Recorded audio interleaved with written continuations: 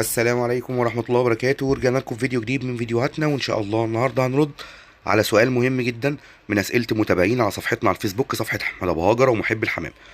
بيقول أنا كنت شاري جوز حمام من أسبوعين من واحد، والحمام من ساعة ما جه هو مش عايز ياكل، بياكل خفيف جدا جدا، وابتدى دلوقتي يخس. تمام.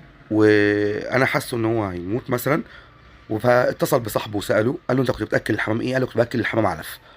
طبعا يا جماعه احنا قلنا تاكيل الحمام علف ده اكبر خطا، اكبر خطا فعلا. تمام. طيب قال لي اعمل معاه ايه؟ فانا سجلت له فويس صوتي وجاوبته وقلت له لازم انت مجبر تاكل الحمام علف، مجبر مش لازم. تمام. طب هتاكل الحمام علف؟ قال لي بس انا باكل كل الحمام اللي عندي كلفه. قلت له كده لازم ان انت تاكل الحمام علف وتسحب العلف تدريجيا، يعني هنبتدي الاول يومين ثلاثه نديله علف، تمام، عشان يرجع تاني يرد صحته.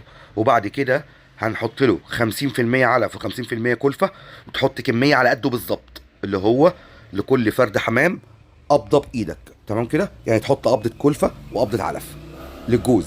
هيبتدوا ياكلوا طول اليوم، مش هيلاقوا العلف هيخلص منهم الاول، هنقول اول ياكلوه، يبتدوا ياكلوا شويه كلفه، وهكذا وهكذا. احنا عايزين اعضاء الجسم ترجع تشتغل، مش هيعمل من غير كده، وبعد كده تسحبه مره واحده. يعني هتعمل ايه؟ هتقلل كميه العلف على الكلفه تدريجيا، تسيبه 3 4 ايام، النسبه 50 50، وبعد كده تخليها نص كميه العلف انت حطيتها اول مره، لحد ما تمنع العلف خالص. هيبتدي يكون جسمه والهضم عنده وافراز العصاره الصفراء من الكبد، ابتدى ان هو يفرز كميه بزياده يقدر ان هو يهضم الكلفه. تمام. لانه هو اصلا متعود بالهضم على الميه اللي هو العلف، فمبقاش فيه انتاج عصاره صفراء في الكبد ده الاول، فالهضم كده عامله تلبك معه وخليه يخس. ونصيحه، بلاش تاكل علف، واسحب العلف تدريجيا واكل كلفه.